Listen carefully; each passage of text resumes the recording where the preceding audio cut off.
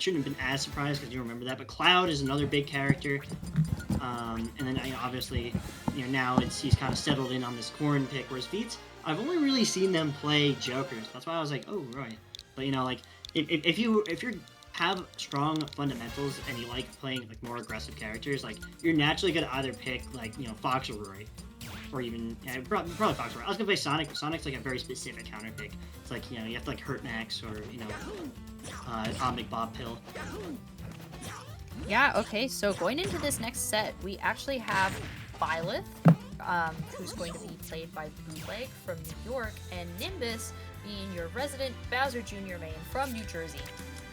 There are many resident Bowser Jr. mains. That character is a plague upon our fair people. He's evil!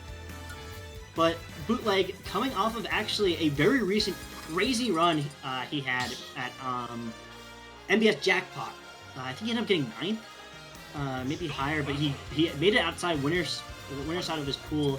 I want to say 3-1 or undefeated. He like I watched that IRL. I gotta pull that up. But that's the most recent thing. Tournament I saw him, and it seems like he's really found his stride as of late with his his Byleth play, the distance demon incarnate. Yeah, what do you think about this matchup specifically for Bowser Jr. and Byleth? Probably the same thing is you limit test the first stock, and it's always like, please don't know you have a neutral B, and you your entire game plan as especially a slower defensive character is punish every side B. It is bad spin dash. But oh, okay, I thought we were going to see it Rob. But generally what ends up happening is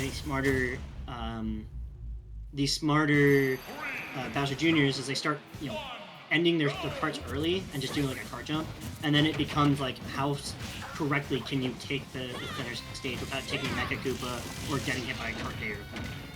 Yeah, you do see that side B coming out pretty quickly from Nimbus, trying to get some damage on the board, coming out with the Nair, landing, going to go for these up tilts, and then into the up airs with the Mecha Koopa off stage in order to try to mix up Bootleg's recovery. Still able to come back to stage, going for the back air here, sending Nimbus off stage, the abandoned ship coming out, going to miss the Nair, getting the second one though, and Nimbus opting to recover high in order to try to avoid some of Bootleg's aerials, sending him up pretty high though, as he recovers to center stage, coming back in with the Nair, not going to get grabbed though, but did sit and shield for quite a bit though, and now coming underneath this upper platform, not going to go for the arrow, avoiding the cannonball, then going to be sent all the way to the other side of the stage, getting the arrow once again, and picking up the Mecha Koopa to throw it right back at Nimbus, but Nimbus going to be able to get that punish with the back air.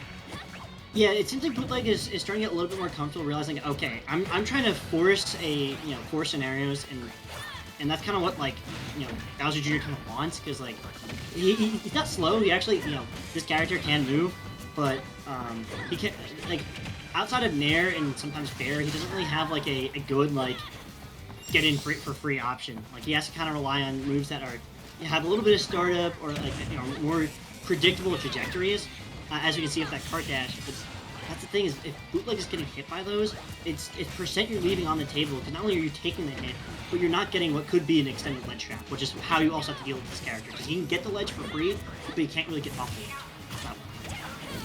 Yeah, good down tilt there coming out from Bootleg as he's able to try to punish it. Not going to get the grab just yet from off stage, but going to avoid this Nair, and then coming out with a Nair of his own. Ooh, big punish game trying to come out there, and then not going to get hit by that cannonball off stage, but definitely a scary spot to be in. Able to recover both of them, and now here Nimbus coming out with the F tilt here, down tilt at ledge, trying to get something off of Bootleg, and going to send him even farther off stage. Able to recover despite the Mecha Koopa now, and then going for the Nair underneath the ledge, being sent up way high and spending a whole lot of time in the air, grabbing the Mecha Koopa before it explodes, going to try to stay on the upper platform in order to get the back air, sending Nimbus way off stage to recover, going for a big punish here, sending him off stage yet again, and now trying to get to force a ledge trap situation. Yeah, the big thing is Bootleg also keeps trying to play around this down tilt and Nair. In the closer scenarios, Nair is a very good tool, but the big thing is that cart dash, its biggest weakness is meaty options. If you could just have 3-4 frame button, even a kill move or just something that just knocks him off stage, he can't really deal with that because he'll be stuck in an animation or he'll teleport himself into the hitbox before it goes away.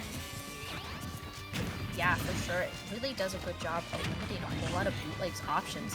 Coming back here in order to grab the ledge with the tether, and now, ooh, okay, big punish from Bootleg, able to get this stock. He is up pretty high in terms of percentages though, so he does need to play super patiently around Nimbus right now, and Nimbus seems to know that, trying to get in, but going to get hit with these nairs into the up airs, getting a big grab and not able to get the back air just yet. Being sent off stage, air dodging in actually, and going to avoid the punish from Nimbus. Nimbus coming in with the cart and getting grabbed yet again, not getting the spike just yet, but I know that that's what Bootleg will want if he can get it. Coming back up from the ledge and then going to roll right into that up smash. Not getting punished just yet, but that was a good up smash option there from Nimbus. Coming in with a big aerial and now trying to come back with the down, or not down air rather. Oh, back air now, coming out swinging, and that is going to be game number 1 to Bootleg. Yeah, someone's got to phone in Koopa Dyfus, because that Koopaling is getting kidnapped right in front of us off that ledge. As I said, those meaty back airs, meaty forward tilt, is just having something that's like, you know, off stage. Like, again, you know, Olimar mindset, like, I love Olimar, but, you know, something that he can do as well in this matchup is that, like, you just leave a forward smash down. And it's the same thing, you know, Byleth can do a forward tilt, Lucina as well as, you know, she also has her forward tilt. Like, anything that just, like, covers the general direction in front of you is, if they're cart dashing, they just kind of have to eat it. And that's where you have to play, is that, like, this character's heavy, but your character's also heavy. And you have to be willing to play at, it was like 150 versus like 140, you know, % scenarios, and just knowing that, like, look, you have these safe buttons, you have to condition them into where finally one of the buttons is going to hit. Yeah. Because it's just an inevitability. Yeah, coming back into this next game here, going to go for these mirrors into the F tilt, and now coming back into the center of the stage. It does look like Nimbus is better able to get in when they're trying to send Bootleg upward, or when he's trying to send Bootleg upwards rather. But yeah, going to be sent off stage here. Bootleg able to utilize the Sword of the Creator tether in order to recover, going to parry that down tilt, but not able to avoid the clown cart coming out from Nimbus. Going to find himself off stage, coming up with the abandoned ship, and going to get the invincibility frames just in time to avoid the punish from Bootleg. Yeah, Nimbus with that Tomahawk up tilt's actually starting to get, like, pretty interesting, because he's realizing that he's getting hit by these nairs.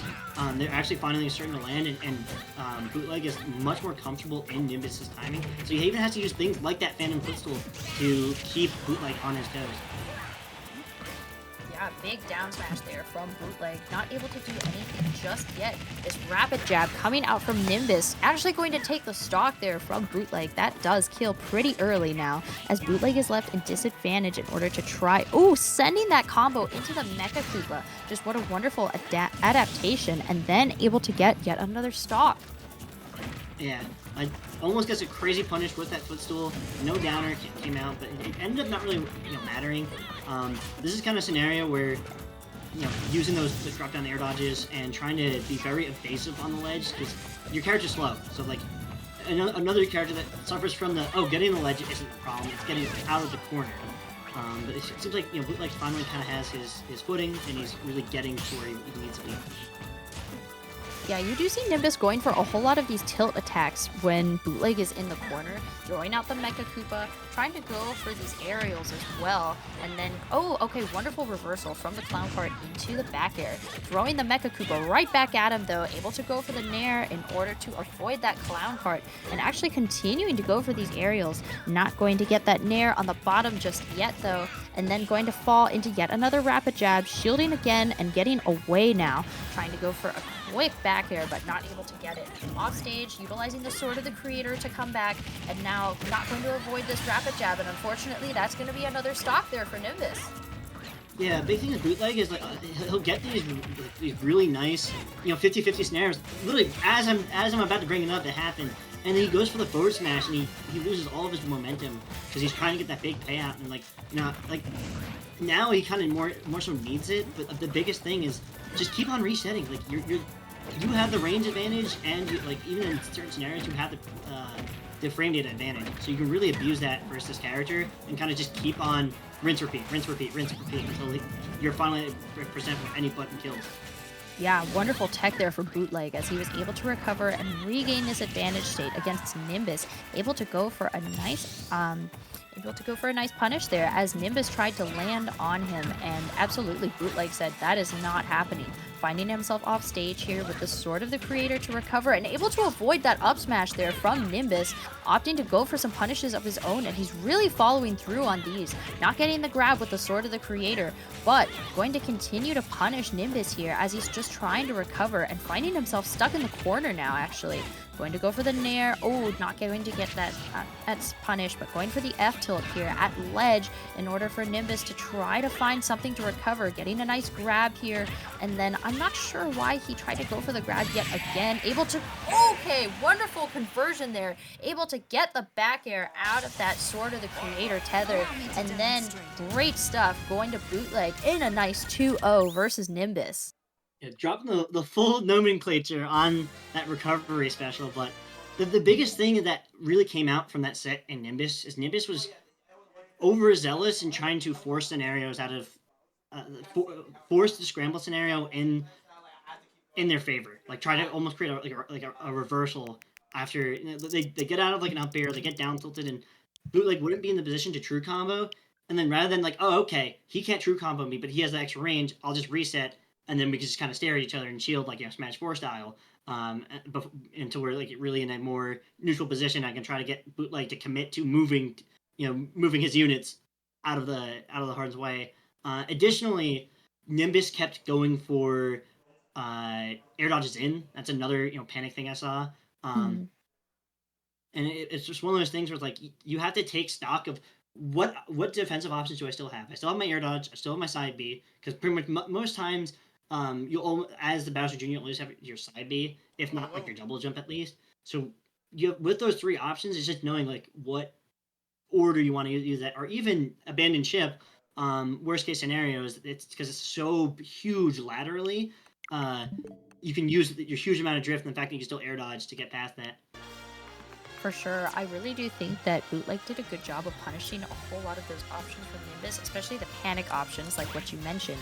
I did see Bootleg struggling more at the beginning. He did win that game number 1 by the skin of his teeth, but it seemed like he was able to bring it back pretty convincingly game number 2, especially against a whole lot, like being able to pick up on those panic options as well as being able to really get more bang for his buck with his combos, like what you saw later. He wasn't going for the F smash afterwards.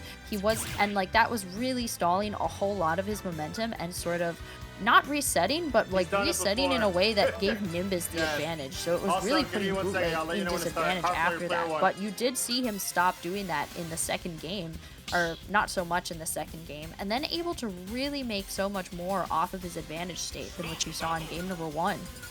Almost ready.